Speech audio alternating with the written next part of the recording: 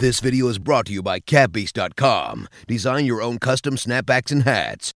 How's it going, guys? My name's Wilson. Before I start this video, I would like to give a shout out to my sponsor, CatBeast.com. CatBeast.com is your one-stop shop for custom snapbacks made from people all around the world. You can design your own custom hats, snapbacks, beanies, and finding other great designs that suit your fitting. Now on to the video.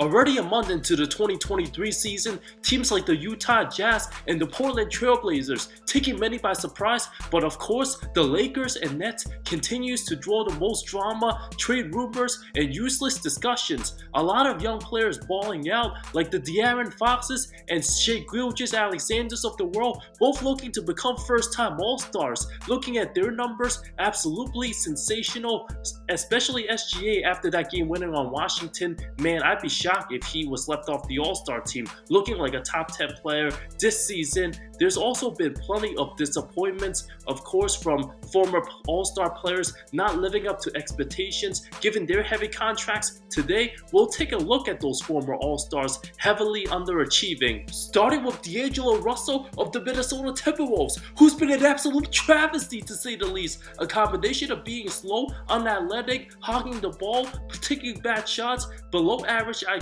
the former number 2 pick, first 15 games at 14 points, 6 assists on 41% shooting, not gonna cut it. Simply looks like one of the worst point guards out there. His best role going forward, looking like a 6-man running the engine with the second unit, has the balls in his hands too much, not effective without it, especially having Edwards and Towns who both needs the ball in theirs. D'Lo the odd man out, the Andrew Wiggins trade looking more and more ridiculous by the day, making over 30 mil on the season, super inconsistent, never knowing what you'll get, still plays like a rookie at times with the mistakes, goes too much for hero ball. It's no longer the 2019 Nets, having 2 better offensive players on his team, forgetting to check in the game, the lack of focus, unexcusable, not being able to rely on any type of quickness to blow by people, depending on contested jumpers, bad on D, too much of a hit or miss these days, even rode the bench in key moments of last postseason where Memphis deserves more blame for losing that series more than anybody, needs to play more like a pass-first guard, having a disgusting 2 of 8 4-point game versus Memphis a week ago,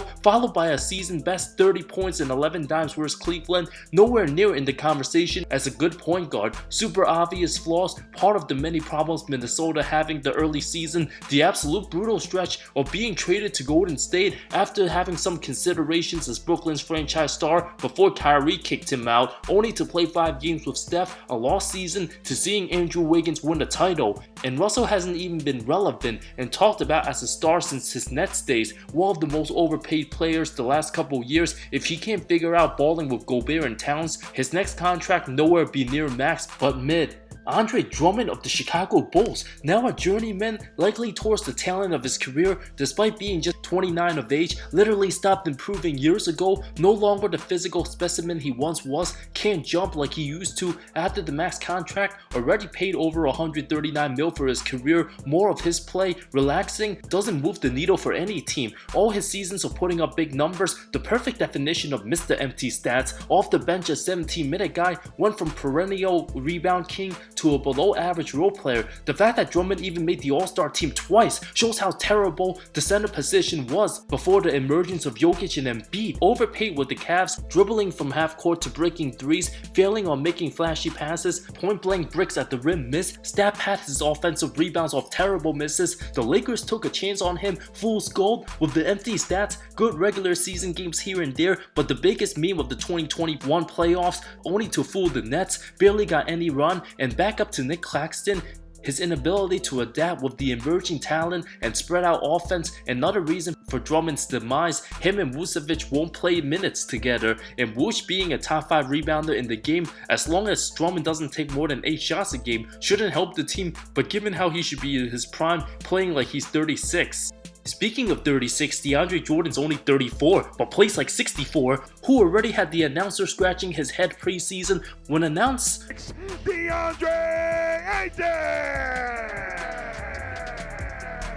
DeAndre Jordan! called DeAndre Ayton by mistake, he should be thanking his buddy KD and Kyrie for making many still believe he's a good NBA player when DJ's been below average since his Dallas days. The fact that he still plays around 13 minutes a game, you can only pray he doesn't screw the Nuggets that badly. 5.5 point average, 5 rebounds, first 11 games, less than a month in. Ended up in one of the biggest Shaq and the Fool moments. Can't secure a freaking rebound against Boston, mistiming his jump badly, couldn't move to contest a shot, literally screwed his team over. Unfathomable how DJ became one of the first names signed in free agency when many thought he'd be out the league for good, to DeMarcus Cousins, who's 100 times better than DJ right now, still unsigned. Veteran Jeff Green responsible recruiting DJ. Just come be with your bestie. Unless he's a super good and respectable locker room presence, that's good reason to sign Jordan, but playing him over 10 minutes on the court, way too much. Maybe he's got a lot of Gucci connections, helping out teammates outside of basketball and behind the scenes stuff, or he's just a good friend. But even leaving him out there on the floor in garbage time, there will be bloopers. The pathetic Ben Simmons, numbers that will make you have a panic attack. Mr. Triple Single, literally completely lost all his confidence, horrendous on all levels. Not sure how much longer Net fans will have to deal with all his nonsense. Not caring about basketball, might literally become the first multiple-time All-Star player to be called a bust after the Game 7 meltdown versus Atlanta.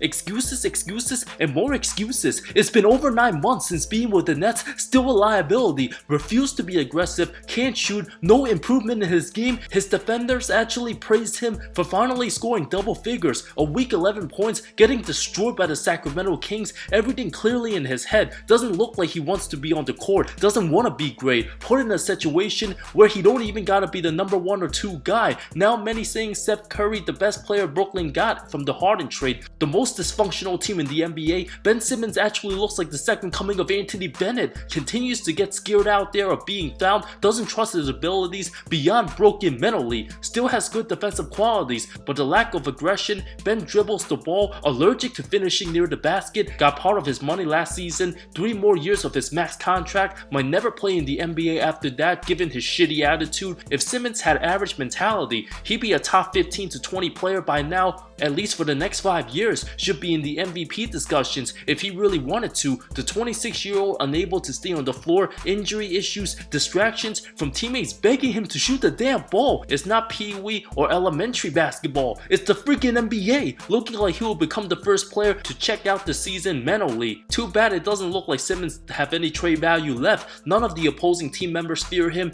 and will continue to attack him. Look at what Zion and Giannis did to him. The easiest player to prepare for, picks up his dribble for no reason, gets rid of the ball so quickly like his hand's about to burn off. 6'10" with 0 rim protection, 0 off-ball activity, refusing to add anything offensively. The struggles will only continue, digging himself in a deeper hole. Before you know it, he will be out the league and only has himself to blame. Klay Thompson of the Golden State Warriors, the 32-year-old hasn't looked like his former epic Klay Thompson self pre-injury. First 12 games, around 15 points, 35% shooting, 33 from 3, taking the second most shots on his team, terrible true shooting percentage, while shooting above 40% from deep every year before the knee and Achilles injury. A frustrated Thompson needs to face the reality that he deserves to get called out, making over $40 million on the year. Despite all the long rehab sessions and still being able to perform well at times, not only has Poole been better, but provides more. Klay's defense fallen off, forces the action more so at times than just playing team ball. The tough contested 30-foot jumpers getting way harder than before. When Charles Barkley made a valid point after Klay not being the same star when Booker and the Suns destroyed him, Thompson used to be in the discussion as a top 3 shooting guard. As much as I love Klay, he's slipping. Same thing with Draymond. They're not the same. In the finals, you could see they're not the same guys they was 2 or 3 years ago. You factor in Klay, who's had 2 major surgeries. I think you saw tonight, he's like, this young boy's kicking my ass. Ain't nothing I can do about it. There was a time when Klay Thompson was the best 2-way guard in the NBA. And he's not the same guy, and that's because of injuries. Now, is he done? No, I don't think he's done. I think he's slowing down and is catching up with him. That's why he's frustrated. And the reason he was getting mad, because he was getting cooked out there and no longer has it on defense like he used to. Safe to say, Klay Thompson's all-star day's over. The frustration's evident when Chuck didn't even bash him that hard. When people see four-time champion all-stars dominate, many expect them to be near perfect, like they can't do no wrong. While Draymond has been surprisingly better than last season, the play where Klay got away with fouling Kevin Huerter at the end of a no-call, extremely lucky Golden State didn't lose that one, taking many bad shots, especially in transition, jacking up 28-footers, wanting to prove he can still have those 40-point nights on hot efficiency when he's been one of the least efficient players to start the season, trying to prove he can still go off for those nights. Instead of looking for better possessions for his teammates and getting better shots, also gets in his head. The years of missed time with injuries and father time to not playing up to standards and not getting hardcore criticism for the first time until now, refusing to accept reality, the frustration simply building up. Maybe Klay's not getting used to being held truly accountable for the first time of his career. The Rudy Gobert-Karl-Anthony Towns duo being on the same team, the first round picks giving up too much, demoralizing the franchise's future, huge gamble. Many teams wouldn't even do that for the better Kevin Durant. Gobert a fantastic rim protector, but not a savior for any team. 30 years old, simply reached his peak, not gonna get any better. The loss of Jared Vanderbilt and Pat Beverly, damaging enough with the perimeter D lacking, with Rudy and Towns on the floor and Edwards' excuse not having a single dunk weeks into the season. The two 7-footers clogging the lane, team could have settled for a Miles Turner, giving up less and even trying to get a Malcolm Brogdon type. A huge upgrade from D'Lo. Towns not mobile enough to guard force, but the offense more troubling. The complete lack of team IQ together combined with no high quality facilitators. The defense with just Gobert and no Towns solid, but with both on the court a disaster. Cat simply can't guard anyone on the perimeter. His stats make him look like a top 3 big man at times, but doesn't make any of his teammates better. Rudy won't add much offensively. Already is who he is. How much better does anyone expect Rudy to be? Can't get blamed that much at the end. It's up to D'Lo, Cat, and Edwards to not play hero ball. Anything short of winning a playoff series, it will only be a matter of time to get rid of D'Lo and then likely Cat and make Edwards the franchise guy, the first and second pick of the 2015 draft, at times making rookie mistakes when both supposed to be dominating the league. Highly disappointing. Thank you so much for watching this video. Out of all these 5 players, DAngelo Russell, Ben Simmons, Klay Thompson, Andre Drummond, and DeAndre Jordan, which one of these guys do you find most disappointing to start the season who were former All-Stars? I doubt any of these players will be All-Stars again. Probably not. Is it DAngelo Russell, who's on a max contract making $31 million a year? The pathetic Ben Simmons on a max contract paid till 2025. My goodness. And Klay Thompson making $40 million a year? Which one of these 3 most disappoint you to start the season? Will they finally get their game together at some point in the middle of the season? I love to hear your take. Thanks so much again for watching this video. If you're new to my channel, hit the subscribe button if you want to learn more about NBA basketball and gain a lot of knowledge. I love all of you. See you next time.